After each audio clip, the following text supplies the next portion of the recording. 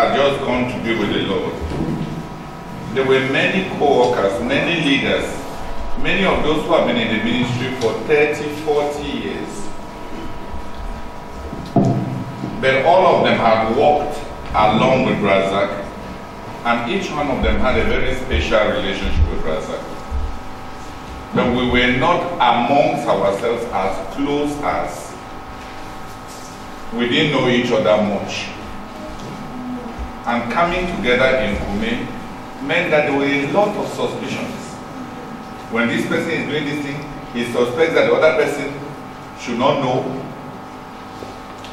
Everybody wanted. It's as if they were transforming me into a polygamist, where you have to have this first wife here, then you discuss with these things, then you must make sure that this other person does not hear, then you must make sure that that other person. And if this one sees that you are very close to this other person, he begins to wonder what he has told you, what that one has told you. If they see that you are very close to this other person, they begin to also wonder what that one has told you. I knew that if it continues, we will fail. Not because we have problems, but because we are the problem. So the Lord told me that every Monday, for 2 hours, from 5 o'clock to 7 o'clock, 8 o'clock in the evening, all the leaders, all the heads of departments who came down to Kume, we meet together for fellowship, for prayer, for breaking of bread. A lot of suspicion is not because of what people have done, but because we don't know them. When you don't take time to know people, you will not trust them.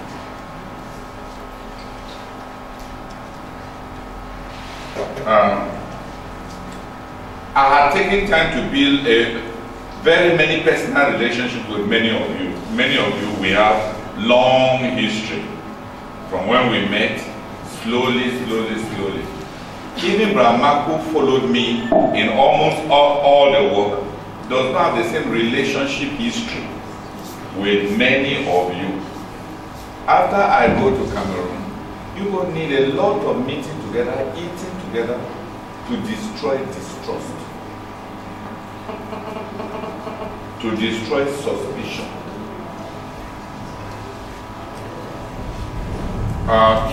Many of you may not want to own up that there's a lot of suspicion when you don't know somebody very much. But it is just a fact. Have you understood me?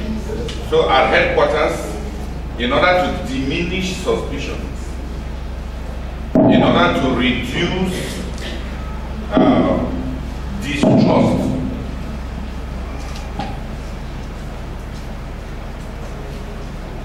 in order to increase harmony,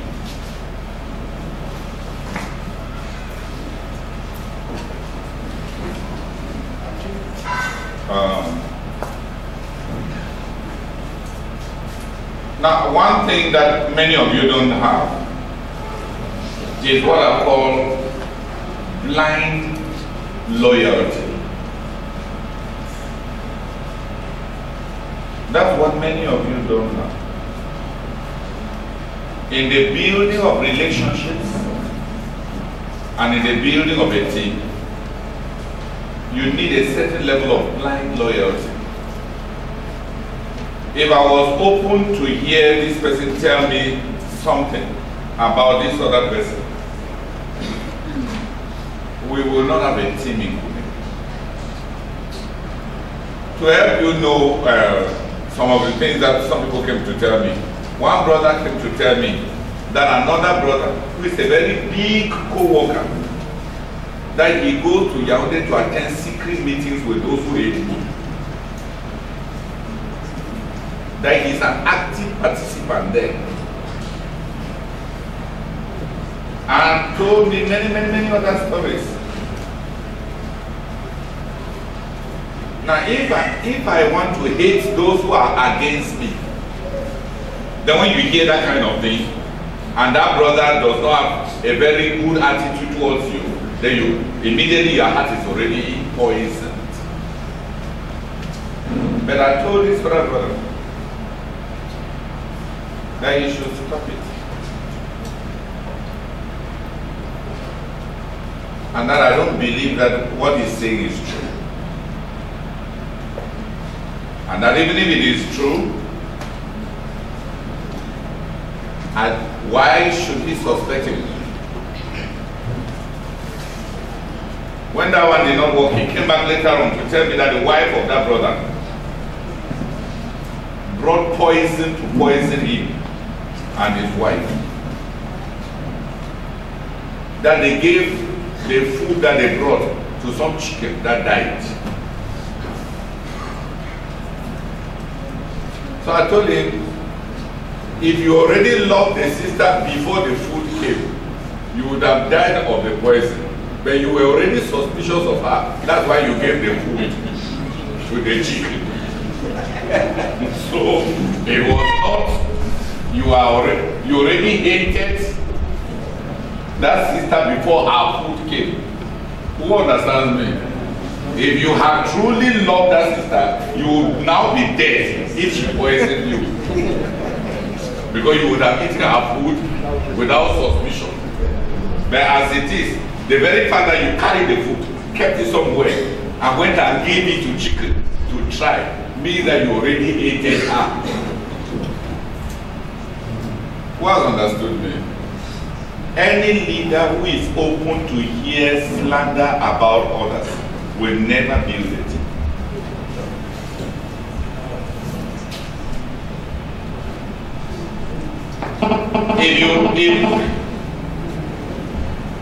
If you surround yourself with people who want to convince you that we are your own special people, the other people are not your people, you have already failed.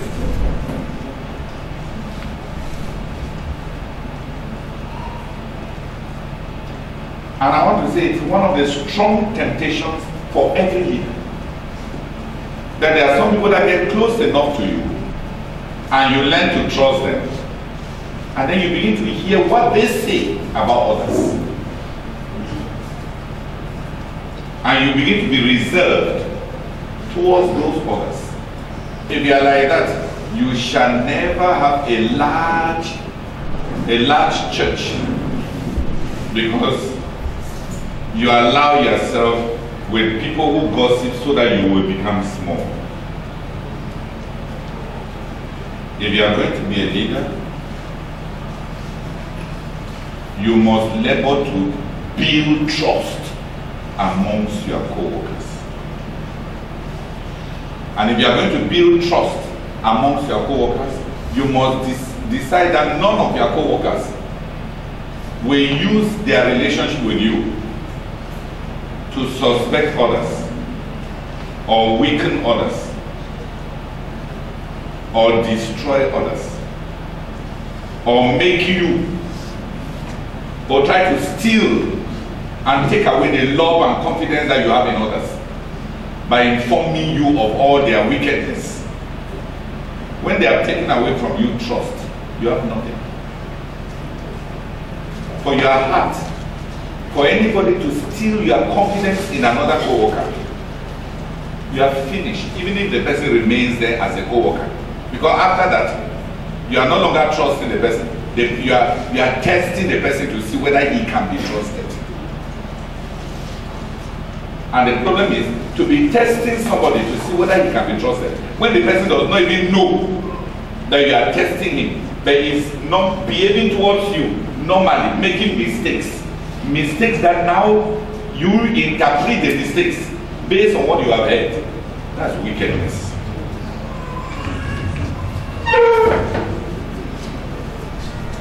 Who has understood me? Once, I want to say very clearly, if you hear gossip and slander about anybody, whether you react or you don't react, you are never the same. From that time on, what the person is doing, the person is on trial. You want to prove that what you have heard is not true. Or you want to prove that what you have heard is true. They are no longer the same.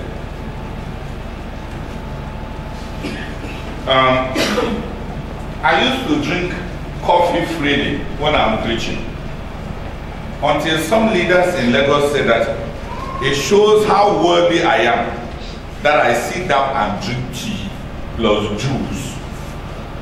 That people are hungry there in the congregation and I am drinking juice while sitting in front. That's why you see that since I came here, I have been, from the time I heard it, to carry juice again and drink in front, I can no longer do it. Because I now know that there are people who have bad hearts. Even just watching you drinking juice may give them problems.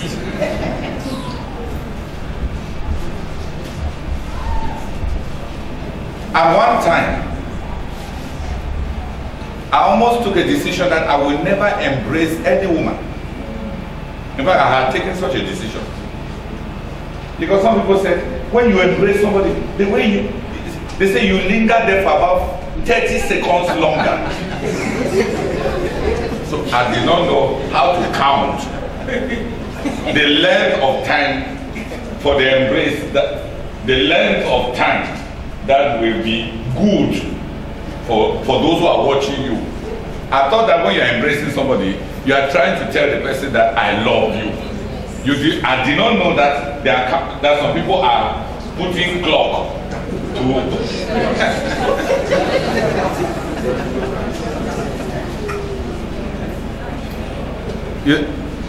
who understands me? Once you hear already something, you are damaged. It takes a lot of strength, inner strength, to continue to be normal. There was a young sister in UI. When I led her to Christ, I will start the letter to a young convert. I said, "Oh, my darling girl, how are you this morning? Did you read your Bible yesterday? Are you growing?" And then I will sign, "I love you with my whole heart, Brother Theodore." I wrote many letters like that. Then one day, I was giving my testimony that since Jesus came into my life, I've never slept with another woman. I've never kissed one. Then she told me, "Look at your fat mouth, like somebody who has never slept with another woman." Then she told me that she decided that she would collect all those letters I wrote to her when she was a young convert and hand it over to a Nigerian tabloid, these private newspapers, and change nothing. And just tell the tabloid that she has been having an affair with me for 5 years. He said she would change nothing. She would just give them lenses with which to read my letter. That she would change nothing. The letter would be, "Darling girl." When people are already reading that letter, "Darling girl," with the background that you are having an affair with this girl, you go to court, they ask you, "Did you write this letter?" Say yes. Do you call every member in your church who is a woman, "Darling girl"? No. Did you call this one, "Darling girl"? Yes. Are you in the habit of just calling every girl, "Darling girl"? No. Even you, if you are a judge, the conclusion is simple. You are guilty. You have an affair with her. Is it your style to write like that to every woman in your church? No. Who has understood me? From that day,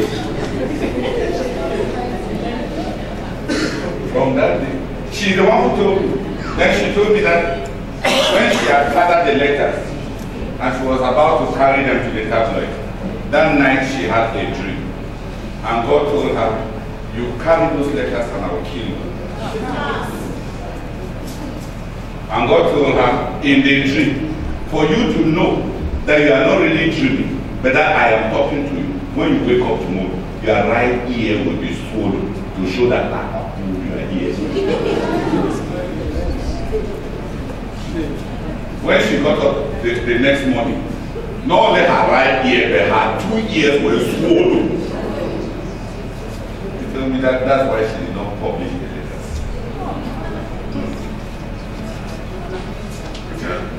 I've never slept with any woman. With your father.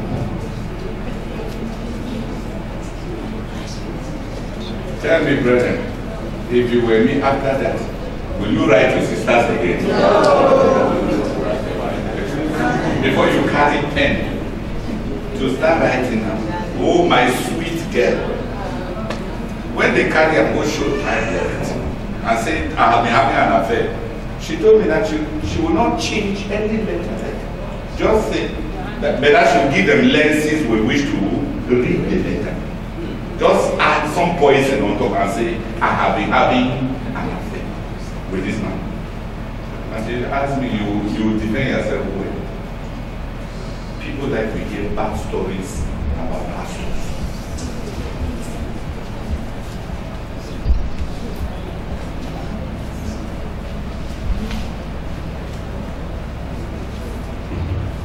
Who has understood?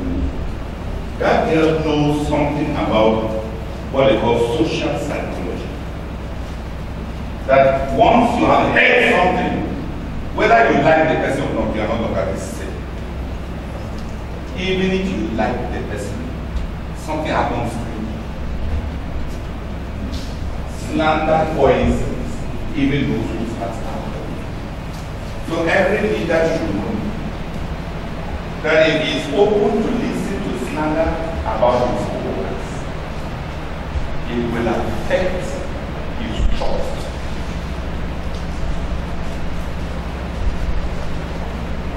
You should know it. Do not think that you can listen to any story and you will be the same.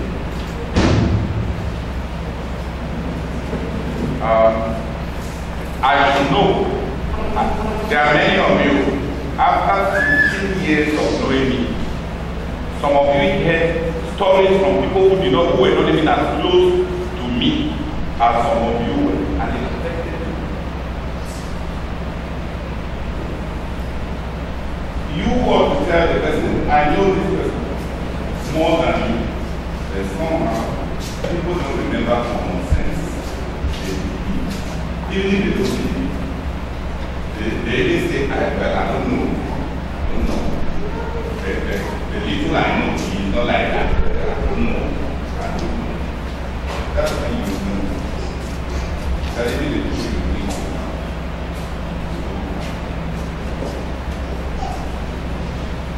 Because if they saw you and gossip about it long enough, I think many of you can understand why Peter denied it. I think you can understand.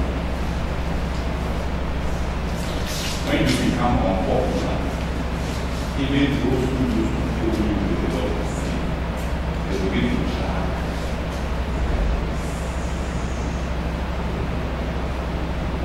So if you are going to be in a team, and you are going to become one to work together, you need many meetings to eat together, to share, to talk about yourself. Because knowledge destroys suspicion. Knowledge destroys suspicion.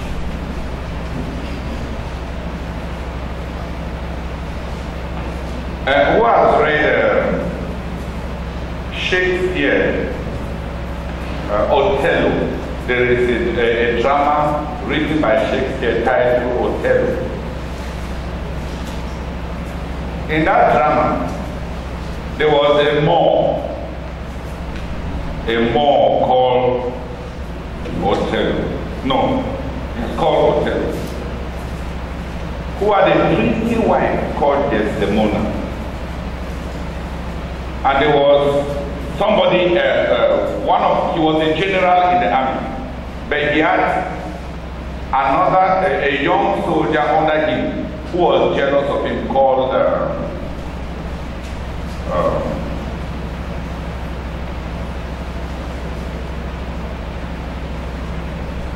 I've forgotten his name.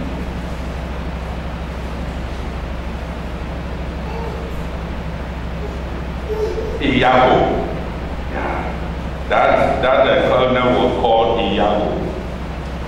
Iago was jealous of Othello because the wife was pretty and the wife was faithful. So Iago began to frame letters between another man who had been like a family friend with Desdemona when they were small, and began to make and come near Othello and say that, oh, my general, when you are not there, there's this man who is always coming to visit your wife, and I don't like the way I see them. They are not treating my general well. And I said, I stole a letter from that man, and he gave Othello.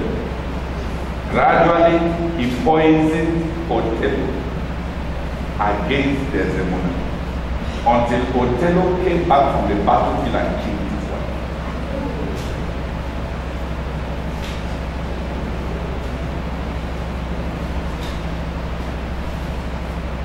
Iago was jealous. He made as if he was the most loyal person to Othello. He was jealous of Othello, but he would bend down, serve Othello, tell him everything, so that it was always him that Othello used to send back home to go and check on his affairs.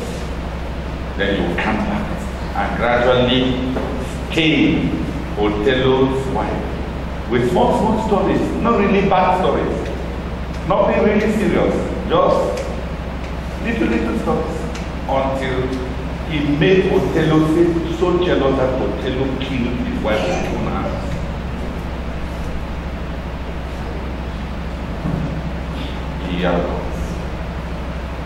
Those who use loyalty to cover up jealousy and kill you by taking away from you even that which is precious.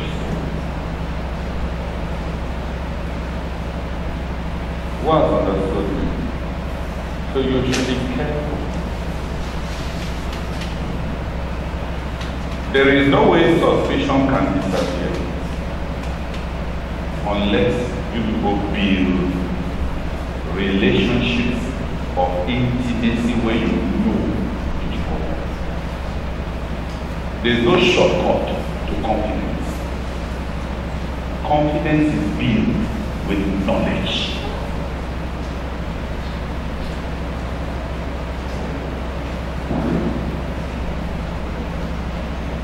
No leader should be under a sense of trial to work only with those who accept him, because he will end up working with those who flatter him.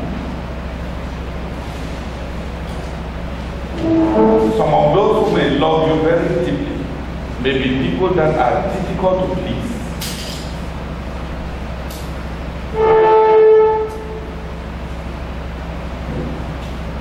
And one of the questions I've been asking myself, two questions during this visit, especially this morning when I got home. I asked two questions. Who can tell Brahma the truth in the work in Nigeria now? Who can tell Brahma? Who can tell him the truth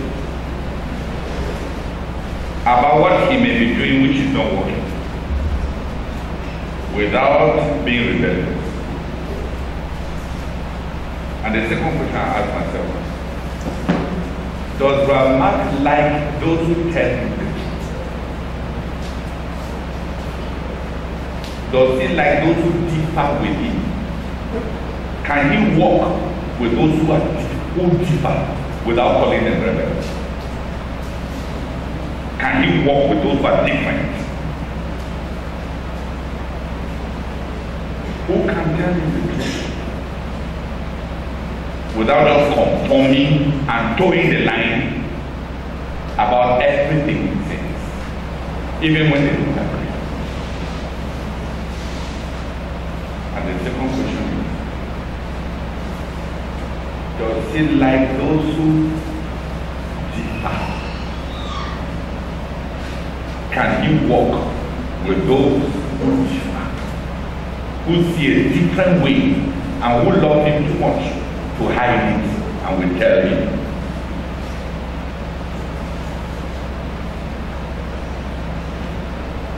When I write a letter in the ministry, before the letter gets to any of you, the letter has passed through 5 people. When I finish the letter, I give it to Sister Emilia.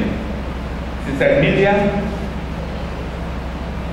she used to be my teacher, and she believes that I am always very complicated, that I don't talk simply. So when every time she's reading the letter, she is asking the question, how could he have said this thing simply? So she will change many things to make it simple. Bring that book that you wrote, that brother. Let me give you an example. I'll give you an example.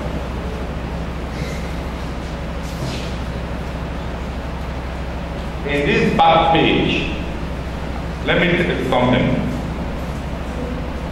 From his lips, gives and clings into his heart, but leaves room for an authoritative biography and other biographies to present the man and the measure of his greatness.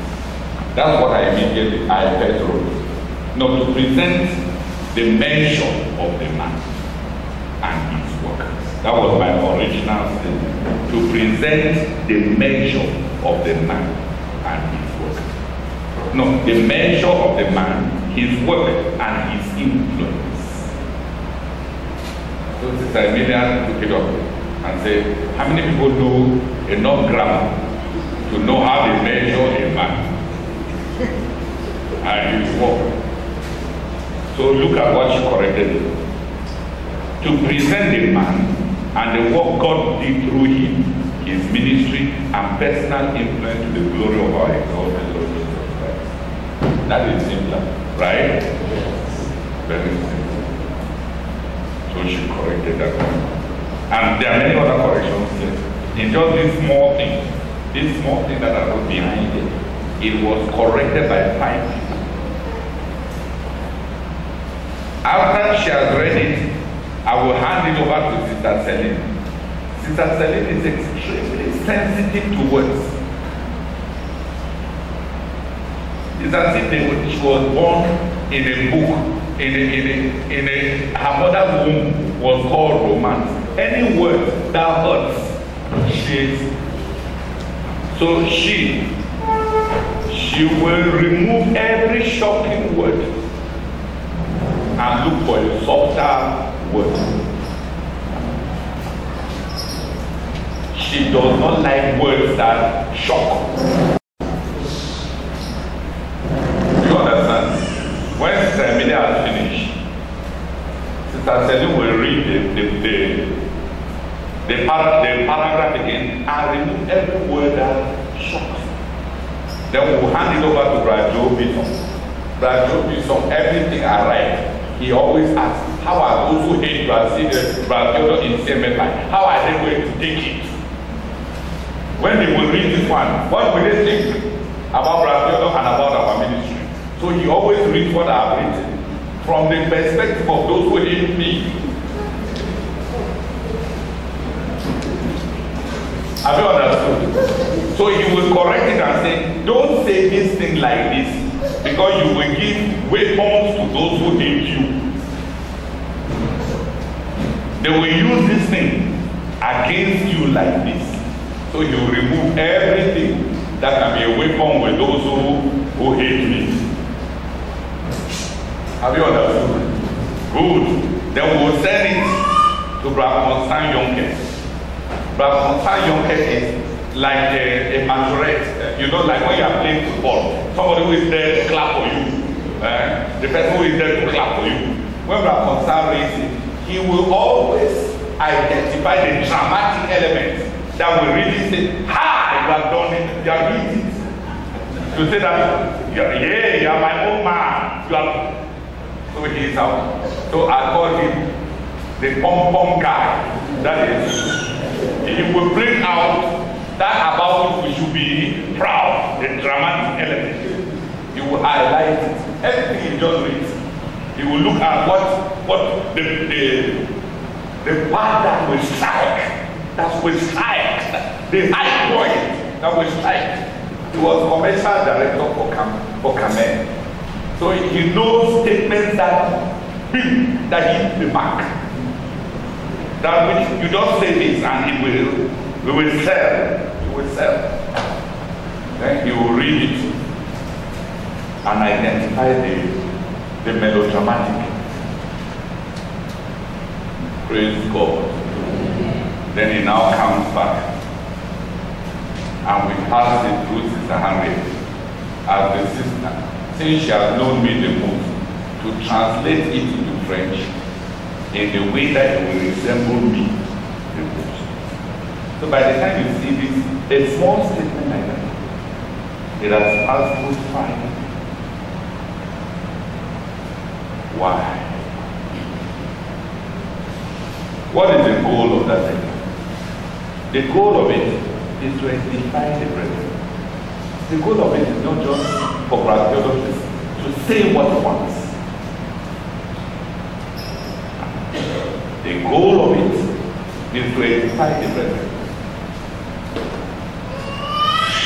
From the beginning, since Brother went, that is what everything I have written. I wrote a book. I wrote a whole book at the beginning of the work.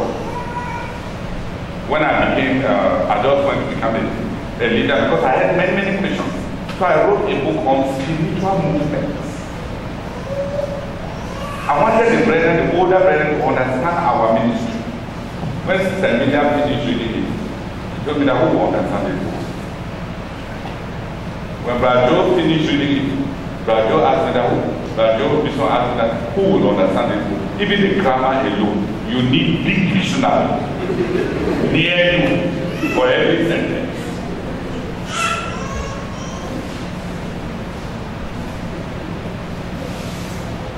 I handed the book to another person. The person said, everybody will know that you are writing this book to justify your own position. So we have never published it. It has never been published. And it will never be published.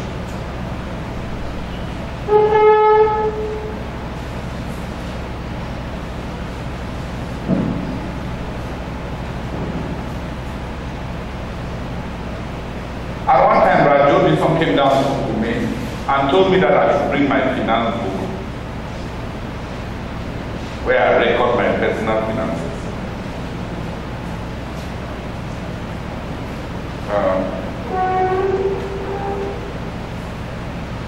And then I sent Brother Sama to one. He said I should bring my finance book, and he gathered all the co-workers. Not the people who hate me, the people who are in the ministry. He gathered all the co-workers and he told me, Brother, read your finance to us. I said, Brother, so people have accused me so much that I'm a thief, that I stole money, that I left plenty money, that even to you people, I need to prove that I am not a thief. He told me, read it. He told me, I am not interested in what those who hate us say. But if anybody will kill us, it is these people sitting here. It is what they think about you that will kill us. The other people have already taken a position that they hate you. You know what to expect from them. It is these people that seem to be with you. It is what they think about you. So when they come and eat in your house, do they believe that it is not money that you take from the contributions of the ministry? Would they believe? So when you buy something, would they believe that you take the money from the ministry? Do they know you? Do they trust you? Say read it. So I started this month. I received this money from this person for personal gifts. And I read detailing this date, this case, this case, this case. This is how I used it. This is how I used it. This is how I used it. At the end, he said, you can leave it. And he told me, it has pained you. It has hurt you that I asked you to do it. But you have done it. From now, God knows that you have opened your heart and your finances to us. Anybody here who decides to spread a bad story about you, even God himself will judge you.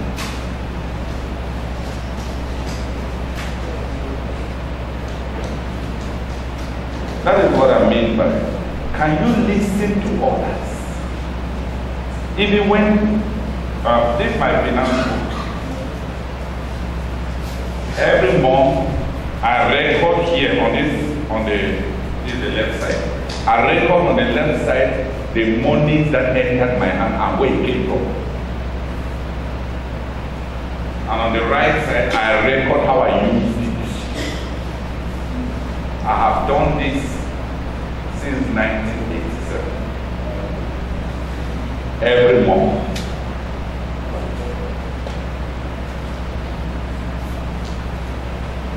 So that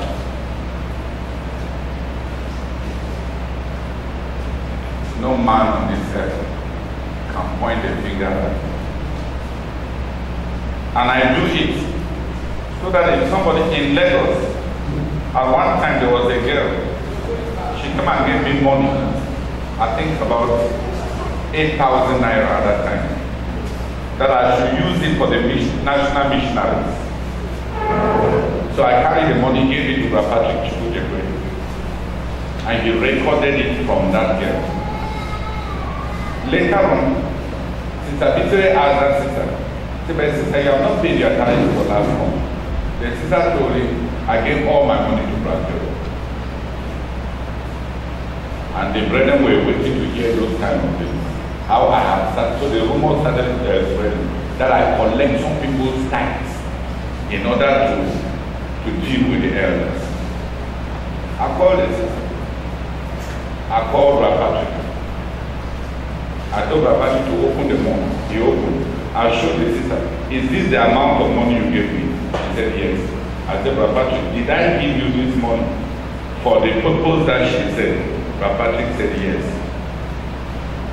I called another elder and he was there. So I told her, "Are you satisfied about how I used your money?" She said, "Yes." Then I went to my account in Surulere. I took out that money and came and paid her.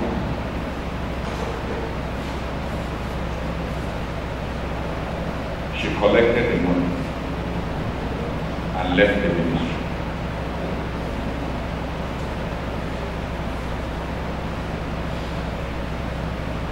And what is more is that she was living with me in the house. So what will you tell the people in the church? Is she not the one living with him? She collected her money and left. I am sharing these things with you so that you will know that the day may come when you may need to pay back. Somebody may have given you some money and then later on he says that it was money for God's work. And then, so that you can say, you can call the person and ask him. Brother Sheung, for example, in April, he sent me 220,000 CFA.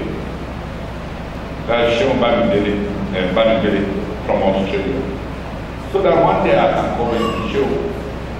In April on the 7th, when you sent me the 220,000, was it for the work or was it for Brazil?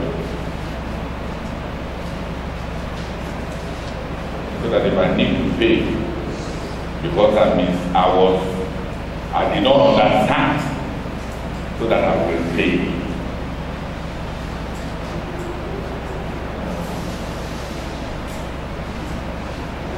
The more you succeed as a leader, the more people will want to prove that something is wrong with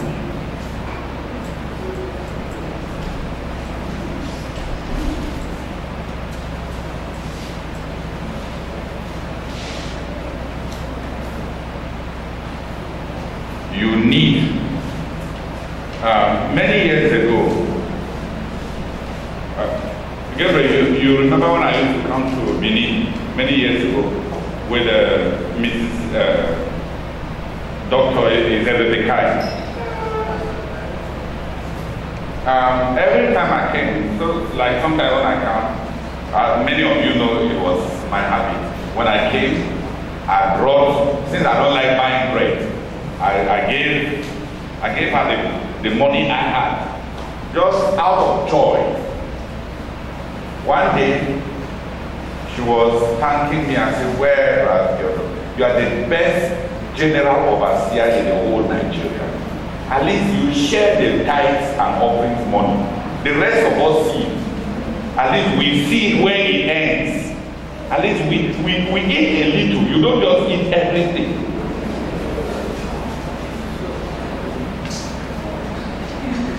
I said, "Sister Irene, what are you saying?" She said, "You know the money, every time you come, you give me money. Every time you come, you give me money."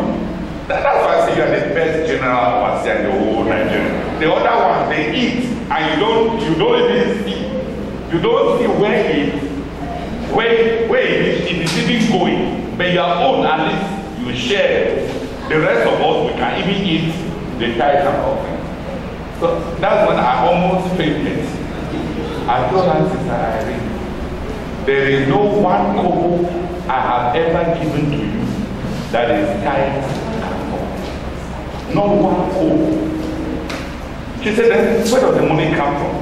So I told her, "I am a missionary. The ministry from Cameroon sends me an allowance." She asked me how much. I told her the amount. At that time it was around 250,000 naira per annum. She said, "The ministry sends you, 250 times 750,000 naira per year." So she said, "The ministry sends you 750,000 naira per year." I said, "Yes." Say, "You live in Lagos?" I said, "Yes." Say, "You pay, does the ministry pay your rent?" I said, "No." Say, "You pay your rent from that allowance?" I said, "Yes." Say, "The food we eat here, does the church contribute?" I said, "No." Say, "You feed this house from your allowance?" She said, "Yes." I said, "Yes." "And you give me money from this money?" I said, "Yes." She went all night. She went into the room, fell on the floor, and wept for 12 hours. She came in the morning and told me, "I'm leaving this ministry.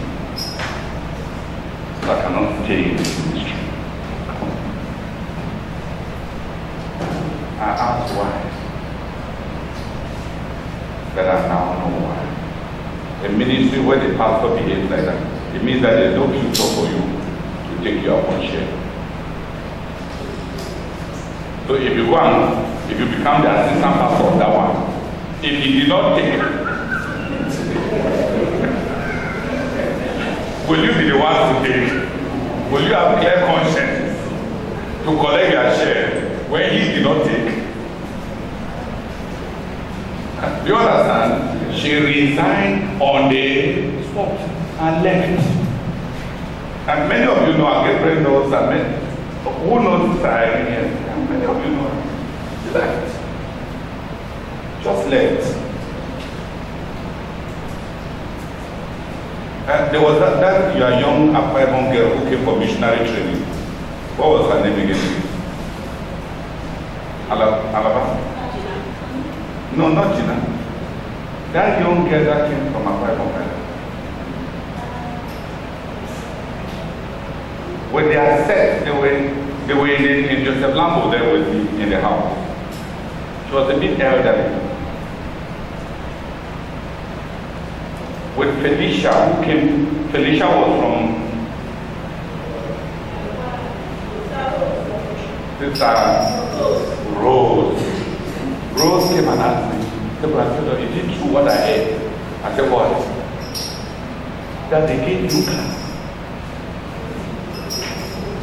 And you did not take. I said, yes.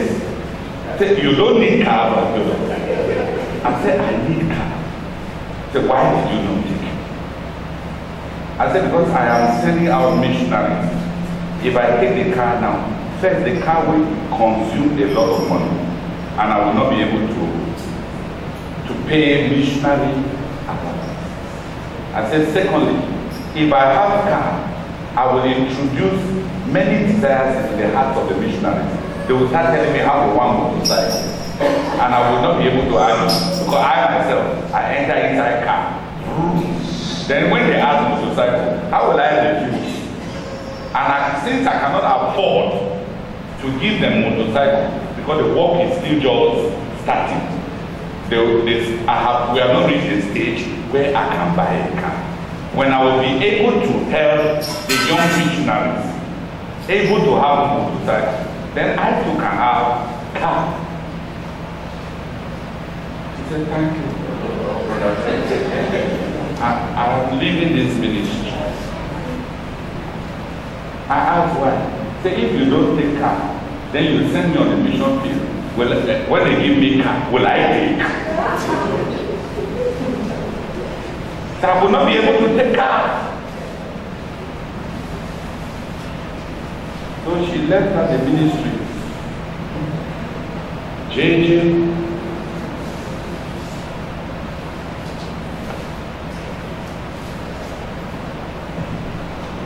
But you see, this Sister Irene was living with me. I used to go to her house and be. But she never knew that if I give her money, it is from mine. She never knew. She thought at the end of every church service, they come and give me the tithes and offerings, and that I am a kind, a very good Jew. And that I eat, I don't only eat alone, I eat and I share, I distribute.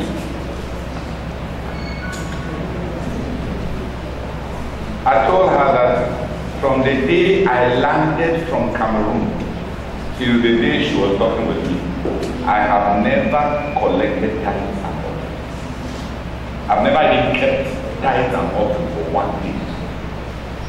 I've never touched the money of tithes. It was the elders that kept the tithes. So I have had to pay back money, even money that people gave for God's work. And don't be surprised, it's not only money. Brahman Patele in Douala paid back plantain. Somebody brought Galatians 6:6 plantain. And after, when he backslid, he came back and said, give me back my plantain.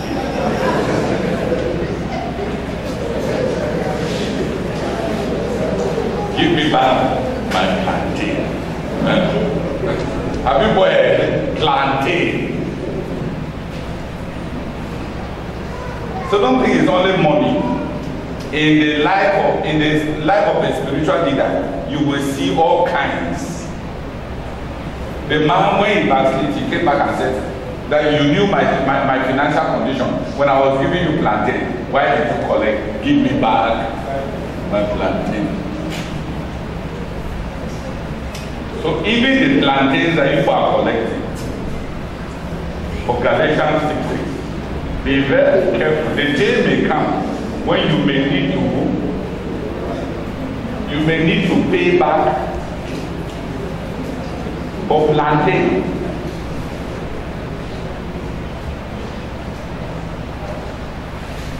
Who has understood me a bit?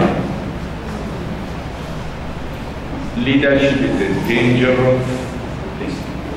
A very, very dangerous thing. And people may not know you. Somebody may say that you are kind and come to the conclusion that, and even be congratulating you that you are a very nice Jew. You distribute the tithes and the offerings. She was not criticizing me, she was congratulating me for being a good Jew. Suspicion is destroyed by knowledge.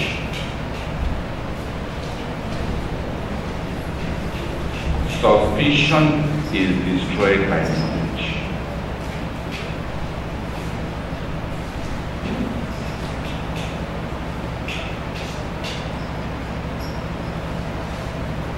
One day, I even asked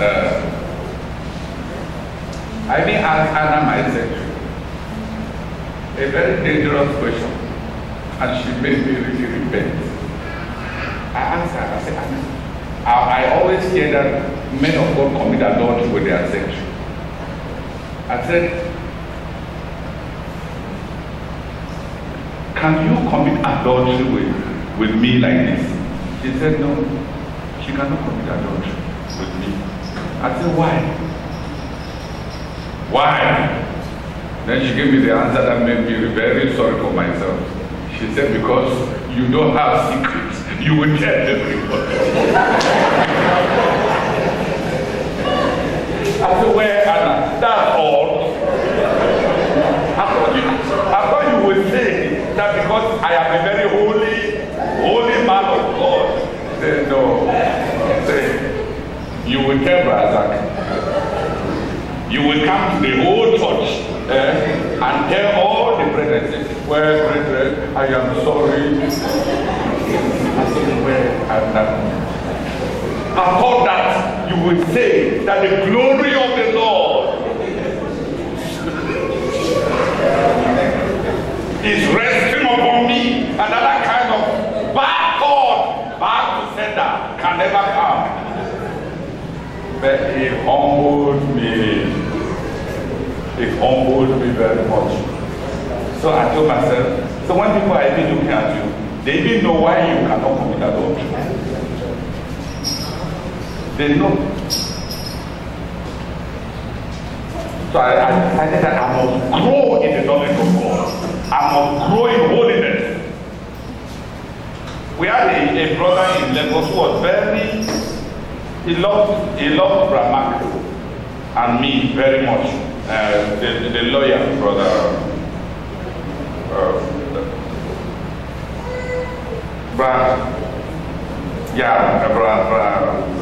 Yemi. So every time he travels, he will come and leave his wife in Casablanca. And I knew that he does not like anybody, even Canada. If we finish church and the wife even comes to do like this for you, he will be looking like this. So I asked him, I said, Yemi, I know that you are a jealous man. Why do you bring your wife all the time? Am I not a young man? Because I used to like to provoke him. I said, why are you leaving me your wife? And don't you fear that one day you will just hear that this pastor has committed adultery with your wife? You say, lie, pastor, lie. You will not commit adultery. I said, why? They look at you. You cannot commit adultery. There are 4 reasons why I know you cannot commit adultery. 1, you love brother. You will tell him. You are too proud of your ministry. The shame will kill you before I kill you.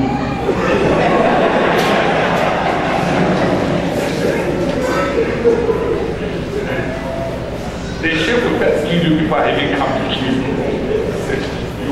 You are too proud. Too proud. Say, imagine you standing in front of the brethren and say, brethren, I am sorry. There is a sin I hate very much.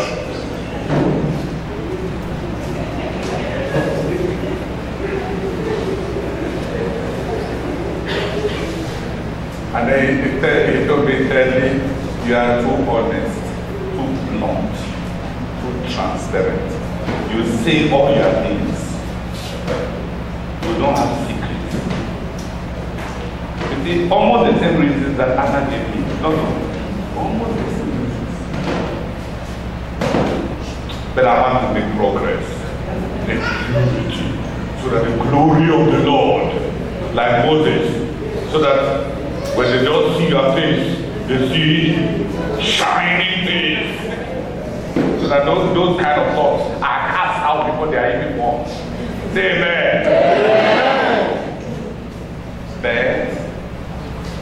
it takes time for people to know you. It takes time.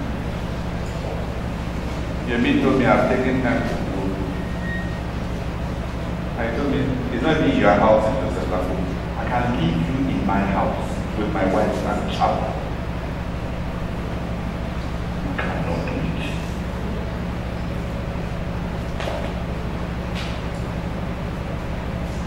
Let me ask you, who knows you enough to tell you you cannot?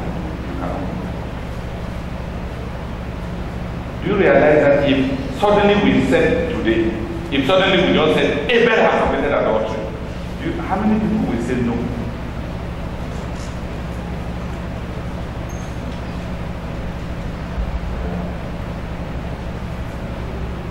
How many people in your life will say no?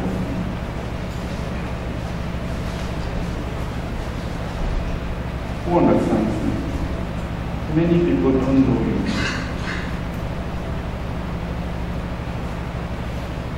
I told one sister recently, she was worried that she's poorly dressed, that she's big. I told her, my beloved sister, don't worry yourself. Nobody is seeing you. She said, no, when I pass, I said, they are not seeing you. When you pass and they are looking at you, they are not seeing you. It's hard to actually know. I said, in Lagos, I was their leader. For 5 years, I had 2 black trousers. Nobody noticed. They don't see us.